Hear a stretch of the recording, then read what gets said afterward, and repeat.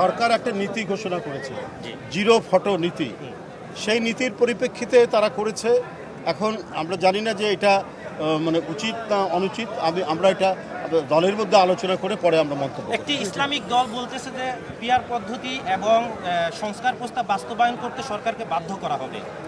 দেখুন, এটা বাধ্যতার তো কিছু নেই। আমি এই প্রসঙ্গে বলবো যে জনগণ এটার জন্য প্রস্তুত কিনা।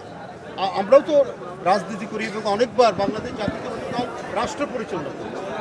এদেশের মানুষ পিআর কি, অধিকাংশ মানুষ তারা জানে না, এবং এটা কি সিস্টেমে হবে না হবে, এটার অন্যান্য কি বিষয় সেটা তারা জানে না।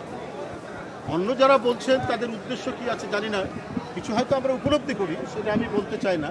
তবে যে পদ্ধতিতে অবাধ সুষ্ঠু নির্বাচনের মাধ্যমে এবং জনগণ তার এলাকায় যে ব্যক্তিটি তাদের সাথে থাকে, তাদের পাশে থাকে, তাদের সুখ দুঃখের সাথী, একে আগে থেকেই তারা চেনে এবং এই চেনার কারণেই তারা বাছাই করে কাকে ভোট দেবে।